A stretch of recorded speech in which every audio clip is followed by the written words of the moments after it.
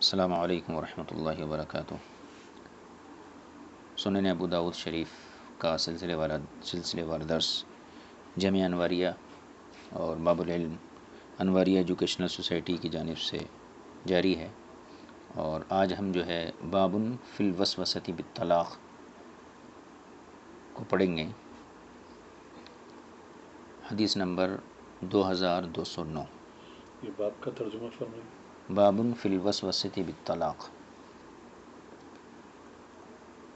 طلاق کے وسوسے کا باب، یعنی جس شخص کو خالی دل میں دغدغہ ہو، وسوسہ ہو کہ میں طلاق دے دیا کیا، تو اس سلسلے میں کیا حکم ہے۔ حدثنا مسلم بن ابراہیم حدثنا ہشام عن قتادۃ عن زرارۃ بن اوفا عن ابی ہریرۃ عن النبی صلی اللہ علیہ وسلم قال ان اللہ تجاوز لامتی عما لم تتکلم به او تعمل به وبما حدثت به انفسها۔ حضور اکرم صلی اللہ علیہ وسلم سے مروی ہے، آپ نے ارشاد فرمایا بے شک اللہ نے میری امت سے معاف کر دیا۔ کس چیز کو؟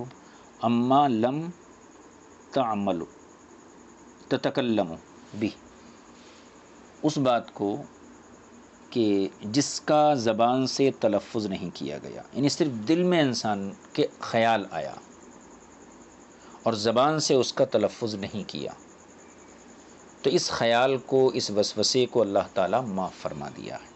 اور کیا معاف فرمایا؟ او تعمل بھی،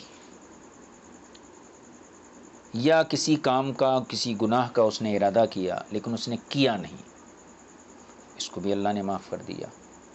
اور وبما حدثت به انفسها، اور دل میں جو خیالات آتے ہیں، غلط خیالات آتے ہیں، شریعت کے مخالف خیالات آتے ہیں، ایسے خیالات کو بھی اللہ تعالیٰ معاف فرما دیا ہے۔ تو یہ اللہ تعالیٰ کی بہت کرم نوازی ہے کہ حضور اکرم صلی اللہ علیہ وسلم کے طفیل ہم پر مشقت نہیں کی گئی، بلکہ ہمیں ایسی چیزوں کا مکلف بنایا گیا جو با ارادہ، یعنی اختیار اور ارادے سے ہم سے صادر ہوتی ہے۔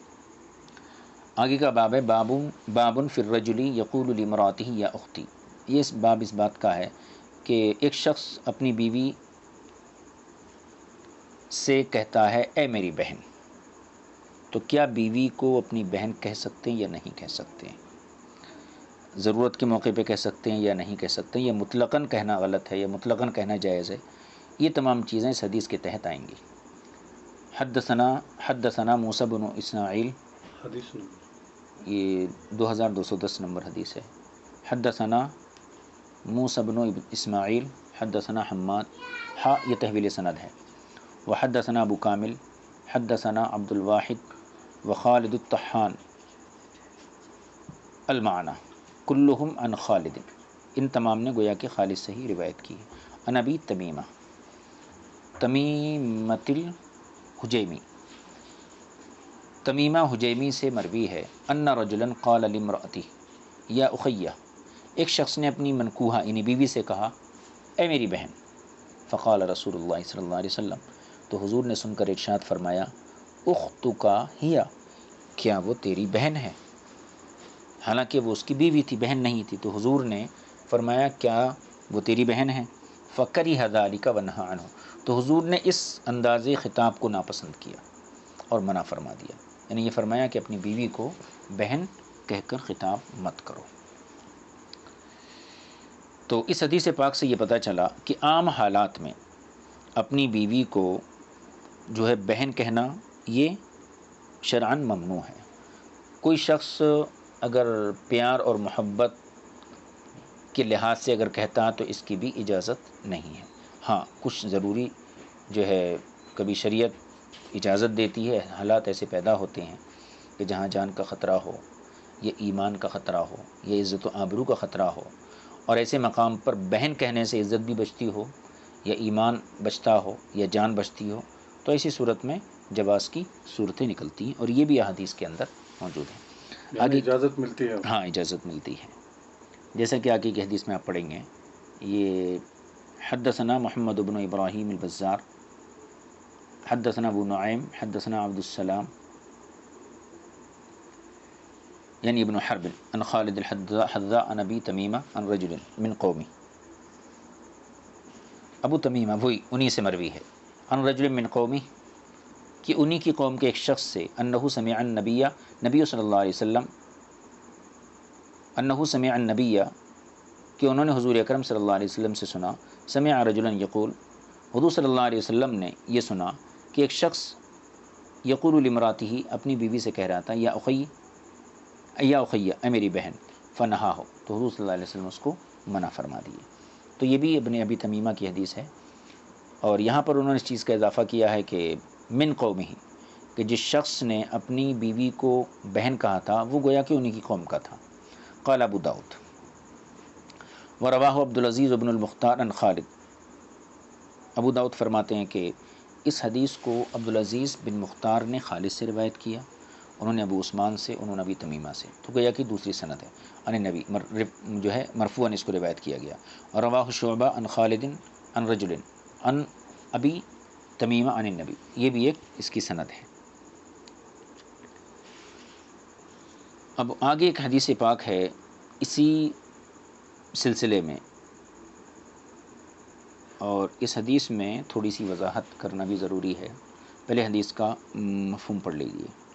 حدیث نمبر 2212، حدثنا محمد بن المثنى حدثنا عبد الوهاب حدثنا هشام عن محمد عن ابی ہریرہ رضی اللہ تعالیٰ عنہ عن النبی صلی اللہ علیہ وسلم، حضور صلی اللہ علیہ وسلم سے مروی ہے۔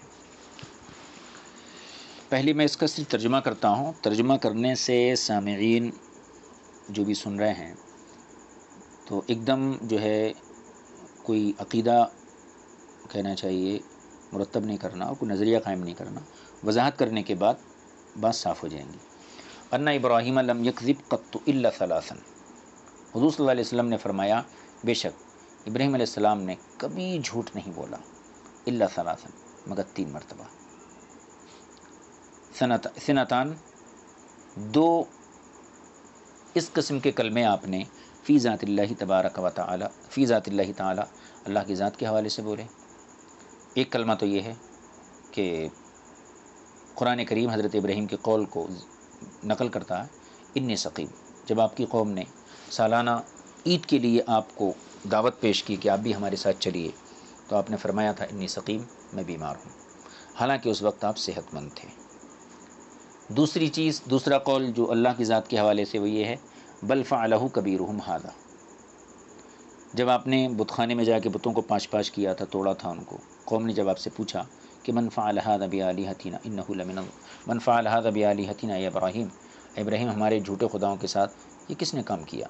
تو آپ نے خود ان کو توڑا تھا، لیکن فرمایا تھا بل فعلہ کبیرہم ھذا، بلکہ یہ کام ان کے ہی بڑے نے کیا ہے۔ تو یہاں پہ آپ نے توڑنے کی نسبت اپنی طرف نہیں کی بلکہ بتوں کی طرف کر دی۔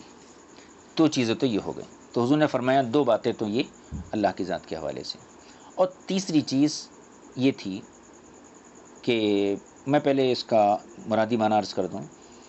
حضرت ابراہیم علیہ السلام، حضرت سارہ اپنی پہلی زوجہ مطہرہ، ان کے ساتھ جو ہے سفر پہ تھے، اور ایک ظالم بادشاہ کی سلطنت سے آپ کا گزر ہوا، اور وہ جو بادشاہ تھا وہ انتہائی درجے کا جو ہے حسن پرست تھا اور عیش پرست تھا، اور اسے اگر اطلاع مل جاتی تھی کہ فلاں خاندان میں، فلاں قبیلے میں یا فلاں مقام پر کوئی جو ہے خوبصورت بچی یا عورت ہے، تو وہ اس کو اپنے محل میں طلب کرتا تھا اور زیادتی کرتا تھا۔ حضرت سارہ انتہائی خوبصورت تھیں، تو آپ حضرت ابراہیم کے ساتھ اس زمین سے جب آپ کا گزر ہوا تو اس کے جو کارندے، اس کے نمائندے یا اس کے جو قاصد تھے، انہوں نے جا کے بادشاہ کو اطلاع دی کہ ایک نوجوان ہے اور ان کے ساتھ ایک انتہائی حسن و جمیل عورت ہے۔ تو بادشاہ نے آپ کے پاس اپنے قاصد کو بھیجا کہ آپ سے پوچھا جائے کہ وہ اس عورت سے ان کا کیا رشتہ ہے۔ تو جب بادشاہ کا قاصد اور نمائندہ آپ کے پاس آیا تو حضرت ابراہیم سے پوچھا یہ خاتون آپ کی کون ہے؟ تو آپ نے، حالانکہ وہ آپ کی بیوی تھی، لیکن ہم نے فرمایا ہادھی اختی، یہ میری بہن ہے۔ تو اس کو حضور اکرم صلی اللہ علیہ وسلم نے فرمایا کہ حالانکہ وہ بیوی تھی مگر آپ نے ان کو بہن قرار دیا۔ تو یہ 3 باتیں ایسی ہیں جو حضرت ابراہیم سے صادر ہیں۔ اس کے علاوہ پوری زندگی میں ابراہیم علیہ السلام سے اس قسم کی باتیں بھی صادر نہیں ہیں۔ پہلے میں اس کا ترجمہ کر دوں، اس کے بعد ان کا جواب دیتا ہوں۔ صادر ان سے ظاہر نہیں ہوئی، اپنی زبان سے ظاہر نہیں فرما۔ وبینما، تیسری چیز، وبینما ہوا یسیر فی ارضی جبار من الجبابرہ، اور اس دوران کہ آپ ایک ظالم بادشاہ کی زمین سے، اس کی سلطنت سے، حدود سلطنت سے گزر رہے تھے، اذ نزل منزلا، تو آپ ایک مقام پہ آپ ٹھہرے، پڑاؤ کیا، فأتی الجبار، تو جو ظالم بادشاہ تھا اس کو خبر دی گئی آپ کی بات، یعنی آپ یہاں ہیں، یہ بات اس تک پہنچائی گئی۔ فقیل لہ، تو اس کے جو قاصد آئے انہوں نے پوچھا، انہوں نے اس سے کہا گیا، یعنی فقیل لہ، بادشاہ سے کہا گیا، انہ نزل ہا ہنا رجل معه امرأۃ ہی احسن الناس، کہ بادشاہ انہ نزل ہا ہنا، یہاں پر یعنی آپ کی جو ہے حدود سلطنت میں ایک شخص آیا ہے، نازل ہوا ہے، اترا ہے، معه امرأۃ، ان کے ساتھ، اس مرد کے ساتھ ایک عورت ہے جو انتہائی خوبصورت ہے۔ قال، راوی کہتے ہیں، فارسل الیہ، بادشاہ نے اپنا قاصد جو ہے ابراہیم علیہ السلام کے پاس بھیجا، فسألہ عنہا، قاصد نے حضرت سارہ کے بارے میں حضرت ابراہیم سے پوچھا، فقال، تو آپ نے فرمایا، انہا اختی، یہ میری بہن ہے۔ فلما رجع الیہا قال، جب آپ پلٹ کے حضرت سارہ کے پاس آئے، یعنی جس وقت قاصد آیا تھا تو حضرت سارہ سے آپ الگ ہو گئے تھے اور تنہائی میں آپ نے اس قاصد سے بات کی تھی۔ جب قاصد چلا گیا اور آپ حضرت سارہ کے پاس واپس آئے، قال، تو آپ نے فرمایا، ان ھذا سألنی عنکی، یہ جو قاصد آیا تھا ابھی بادشاہ کا، اس نے مجھ سے تمہارے بارے میں پوچھا کہ یہ کون ہے۔ فانبأتہ، تو میں نے اس کو بتایا کہ انکی اختی، کہ تم میری بہن ہو، وانہ لیس اليوم مسلم غیری غیرک، اور آج میرے اور تمہارے علاوہ کوئی مسلمان نہیں ہے۔ وَإِنَّكَ أُخْتِي فِي كِتَابِ اللَّهِ، اور اللہ کی دین میں تم میری بہن ہو۔ فَلَا تُكَذِّبْنِي عِنْدَهُ، تو جب تمہیں بادشاہ اپنے پاس بلائے تو مجھے جھوٹا مت ثابت کرنا، یعنی جب وہ تم سے پوچھے کہ یہ کون، تمہارا ان کا کیا رشتہ ہے، تو تم بھی یہی کہنا کہ میں ان کی بہن ہوں۔ اب یہ حدیث آگے کافی طویل ہے، وساق الحدیث، حدیث کو آگے بیان کیا گیا ہے، لیکن چونکہ یہاں پہ جو باب باندھا گیا وہ صرف اتنا باب ہے کہ کیا مرد اپنی بیوی کو بہن کہہ سکتا ہے یا نہیں، تو جو حصہ اس سے متعلق تھا اسی کو امام ابو داؤد علیہ الرحمہ نے یہاں ذکر کیا ہے۔ اب یہاں پر دیکھنا یہ ہے کہ حضور نے فرمایا کہ ابراہیم علیہ السلام نے لم یکذب قط الا ثلاثا، 3 مرتبہ اپنی زندگی میں جو ہے جھوٹ کا استعمال کیا، حالانکہ یہ بات طے شدہ ہے کہ تمام انبیاء علیہم السلام قبل نبوت اور بعد نبوت، اعلان نبوت سے پہلے بھی، اعلان نبوت کے بعد بھی، یعنی بچپن سے لے کر، اول روز سے لے کر دنیا سے رخصت ہونے تک وہ گناہ کبیرہ سے محفوظ ہوتے ہیں، بلکہ گناہ کبیرہ سے معصوم ہوتے ہیں، بلکہ گناہ صغیرہ سے بھی محفوظ ہوتے ہیں، اور کوئی اخلاقی عیب اور برائی ان کے اندر کبھی موجود نہیں ہو سکتی۔ جبکہ جھوٹ شریعت میں بھی اس کو بہت ناپسند کیا گیا ہے، بلکہ بعض احادیث سے ثابت ہے کہ یہ گناہ کبیرہ میں شمار ہوتا ہے، اور اگر عام طور پہ دیکھا جائے تو کسی بھی معاشرے میں جھوٹ ایک اخلاقی عیب سمجھا جاتا ہے۔ تو تمام انبیاء کے بارے میں ہمارا اعتقاد یہ ہے کہ وہ گناہ صغیرہ کبیرہ سے پاک ہوتے ہیں۔ اس کے باوجود حضرت ابراہیم علیہ السلام کی طرف 3 جھوٹ کی نسبت کرنا، یہ ابھی بات سمجھ میں نہیں آتی۔ تو پہلے یہ ذہن میں رکھیے کہ حضور نے جو کذب کا لفظ استعمال کیا ہے، تو اس کا یہ مطلب نہیں کہ حضور نے ان کو جھوٹا ثابت کیا ہو، بلکہ یہاں کذب کا معنی یہ ہے کہ لوگوں کی نظر میں وہ کذب تھا، حقیقت میں کذب نہیں تھا، سبحان اللہ، سبحان یعنی اللہ۔ لوگ دیکھ کے اسے کذب سمجھے۔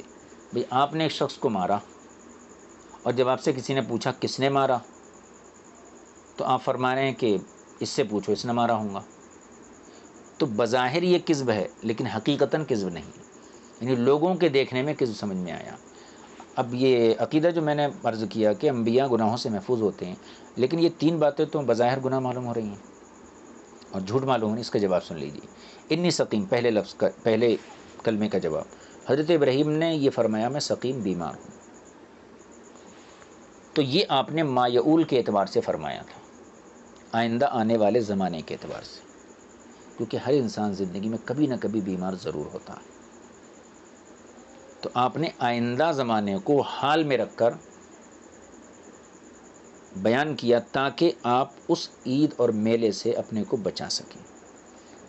ایک معنی تو یہ ہے توجہ۔ دوسری توجہ اس کی یہ بھی ہو سکتی ہے جو ہمارے شارحین حدیث نے کی ہے کہ سقم سے مراد یہاں ظاہری سقم نہیں ہے بلکہ روحانی سقم ہے، روحانی بیماری مراد ہے۔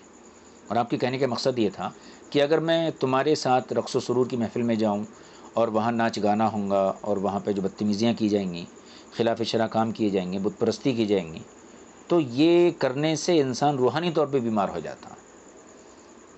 لہٰذا روحانی اور باطنی بیماری کی طرف آپ نے انی سقیم سے اشارہ کیا۔ اور یہ سقیم کے حوالے سے دو باتیں ہو گئیں۔ تیسری چیز دوسری چیز بل فعلہ کبیرہم ھذا، آپ نے فرمایا کہ یہ اس کے بڑے نہیں کیا، اس سے پوچھو۔ یہ بھی جھوٹ نہیں ہے، بالکل صحیح ہے۔ اس کا مطلب یہ ہے کبھی ایسا ہوتا ہے کہ دشمن کو خاموش کرنے کے لیے کلام کا انداز تبدیل کیا جاتا ہے۔ مثال کے طور پر ایک ماہر خطاط ہے، خوش نویس، خوش خط، تحریر بہت اچھی ہے، بہت شاندار ہے۔ اب آپ نے مثلاً آپ ہی ایک بہترین خطاط ہیں، شاندار کتابت کرتے ہیں، اب آپ کوئی ایک دو جملے یا ایک پیج لکھ کے سامنے رکھ دیے، اتنے میں ایک شخص آیا اور پوچھنے لگا کون لکھا ہے، من کتبہ ھذا، یہ کس نے لکھا؟ تو آپ کیا کریں گے؟ آپ کہیں گے اس سے کتبتہ ایاک، تم نے ہی لکھا ہے اس کو۔ تو یہاں پہ جھوٹ نہیں ہے بلکہ سامنے والے کو جواب دینے کا ایک طریقہ ہے، یعنی تم کتابت سے واقف ہی نہیں ہے، تم کیا لکھ سکتے ہیں؟ گویا اس کو نیچا دکھانا ہے۔ تو ابراہیم علیہ السلام نے اسی چیز کا وہاں استعمال کیا تھا کہ جن کو تم خدا بنائے ہوئے ہو، تو ایک خدا ان میں سے زندہ کھڑا ہے، کراڑی بھی اس کے کاندھے کے اوپر ہے، اور مجھ سے پوچھ رہو کس نے کیا، اسی سے پوچھو کس نے کیا تھا۔ اس سے بتانا یہ مقصود تھا کہ تم جن کو معبود سمجھے ہیں وہ اپنا دفاع نہیں کر سکے، اور تم جب پوچھیں گے تو وہ بولیں گے نہیں، تو جو بول نہیں سکتا وہ معبود کیسا ہو سکتا ہے؟ ہائے ہائے ہائے، سبحان اللہ سبحان اللہ۔ تو ہائے ہائے ہائے، یہ بھی کیا جو ہے کذب نہیں ہے۔ اور اس کی ایک توجہ یہ بھی ہے کہ کبیر سے مراد حضرت ابراہیم نے اپنی ذات کو لیا ہے۔ کبیر مانا بڑا، بل فعلہ کبیرہم، یہ کام ان کے بڑے نے کیا ہے، پوچھو ان سے۔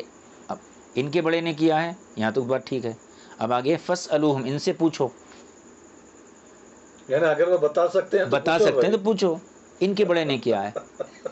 تو آپ نے کبیر سے اپنی ذات کو مراد لیا، کیا بات، تو یہ واہ۔ اس طریقے سے بھی اس کی تعویل ہے۔ اچھا، چوتھی چیز کیا ہے؟ اختی، آپ نے اپنی بیوی کو اپنی بہن کہا، بہن کہا۔ تو عربی زبان میں ایک توریہ، یعنی ایک چیز ہے، توریہ کا معنی، ایک لفظ کے دو معنی ہیں، ایک قریبی معنی، ایک دور کا معنی۔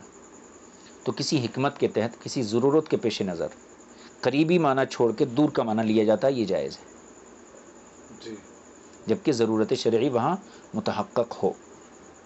تو چونکہ وہاں پر ایک تو عزت و آبرو کا معاملہ تھا، اور جان سے بڑھ کر ایک غیرت مند انسان اپنی عزت کی حفاظت کرتا ہے، بلکہ غیرت مند اسے ہی بولتے ہیں جو اپنی عزت کے لیے اپنی جان کو قربان کر دے، اسے غیرت مند بولا جاتا ہے۔ تو ابراہیم علیہ السلام کو اپنی عزت اور اپنی شریک زندگی کی عزت کے لیے یہ بولا، لیکن یہ جھوٹ نہیں ہے، کیونکہ اخت کا ایک معنی تو ہے نسبی بہن اور ایک معنی ہے دینی بہن۔ قرآن کریم نے کہا انما المؤمنون اخوہ، تمام مسلمان بھائی بھائی ہیں۔ اب چاہے وہ باپ بیٹے ہوں یا دادا پوترے ہوں، یہ خونی رشتے ہیں، لیکن حقیقت میں وہ سب بھائی ہیں۔ تو جب مردوں کے لیے اللہ تعالیٰ فرما دیا بھائی ہیں، تو پھر اسی سے یہ ثابت ہوتا ہے کہ ساری بہنیں آپس میں بہنیں ہیں، اور اس سے یہ بھی ثابت ہوتا ہے کہ جب وہ بہن ہے یہ بھائی ہیں تو آپس میں رشتہ بھائی بہن کا ہوا۔ تو یہ توریہ ہے، یہ جھوٹ نہیں ہے۔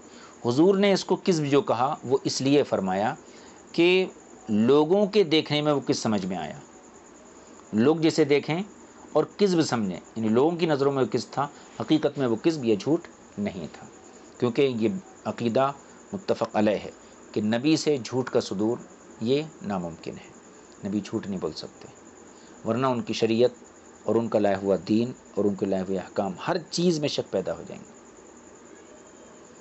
اور یہی وجہ ہے کہ ہر نبی کو اللہ نے معصوم رکھا ہے۔ سبحان اللہ سبحان اللہ۔ اب قرآن کریم اترا تو کسی نے اترتے ہوئے تو نہیں دیکھا ہے، وہی کی ایک صورت یہ ہوتی تھی جبریل نظر بھی نہیں آتے تھے، جبریل علیہ السلام کی آواز بھی نہیں آتی تھی، حضور نے فرما دیا یہ قرآن ہے تو صحابہ نے آنکھیں بند کر کے اس کو تسلیم کر دیا۔ تو یہ نبی کی عصمت قرآن کی حفاظت کے لیے ضروری ہے، اللہ کے دین کی حفاظت کے لیے نبی کی عصمت بہت ضروری ہے۔ اگر نبی کو کسی نے مخدوش کر دیا، نبی کے اندر شک پیدا کر دیا، یا نبی کے قوت حافظہ میں، نبی کی دیانت میں، امانت داری میں اگر کسی نے ذرہ برابر بھی شک کیا تو اس کا پورا دین ختم ہو گیا۔ تو اللہ قرآن کی ایک ایک آیت کا واسطہ حضور اکرم صلی اللہ علیہ وسلم کی ذات ہے، اور یہ اللہ کا بہت بڑا احسان ہے۔ دوسری کتابیں اللہ تعالیٰ ہاتھوں میں دیا، مگر قرآن حضور کے سینے پر اتارا، تاکہ امت کو اپنے نبی پر اعتماد کامل ہو کہ اسی زبان سے قرآن بھی ظاہر ہوتا ہے، اسی زبان سے حدیث بھی ظاہر ہوتی ہے، مگر کبھی حضور نے اللہ کے کلام کو اپنا کلام نہیں کہا۔ ایک ہی زبان سے، ایک ہی منہ سے اللہ کا کلام ظاہر ہو رہا ہے، اسی زبان سے حضور اپنا کلام ظاہر فرما رہے ہیں، لیکن حضور نے کبھی نہیں فرمایا کہ خلط ملط نہیں کیا، اس کو جو اللہ کا کلام تھا اس کو اللہ کا ہی کلام فرمایا۔ سبحان اللہ سبحان تو اللہ۔ اللہ نے جس ذات کو اپنے دین کے لیے اتنا جو ہے معتبر مانا اور مستند مانا، تو امت کو بھی لازم ہے کہ وہ اس ذات پر اعتماد کرے۔ لہذا نہ صرف ہمارے نبی بلکہ تمام انبیاء علیہم السلام جو ہیں گناہوں سے پاک اور معصوم ہوتے ہیں، تاکہ ان کی ہر روش اور ان کا ہر طریقہ امت کے لیے مشعل راہ بن سکے۔ اس کے بعد ایک یہ باب مکمل ہو جائے گا۔ امام ابو داؤد نے فرمایا قال ابو داؤد روى هذا الخبر شعیب بن ابی حمزہ، اس روایت کو شعیب ابن ابی حمزہ نے ابو الزناد سے، انہوں نے اعرج سے، انہوں نے ابو ہریرہ سے، انہوں نے رسول اکرم صلی اللہ علیہ وسلم سے نحوہ اسی طریقے سے روایت کیا، گویا کہ یہ اس کی اور ایک سند ہے، اور محدثین کے نزدیک یہ بات طے ہے کہ سند کے اعتبار سے حدیثوں کا شمار ہوتا ہے، لہذا یہاں پر متن ذکر نہیں کیا گیا، متن موجود تھا، صرف ایک سند اور ایک سند سے آپ کے پاس یہ حدیث پہنچی تھی، اس سند کو آپ نے ذکر کر دیا تھا۔ اس کے بعد باب الظہار انشاءاللہ تعالیٰ اس کو آئندہ درس میں شامل کیا جائے گا۔ وصلی اللہ تعالیٰ علی نبی الامی الکریم وآلہ وصحبہ وبارک وسلم۔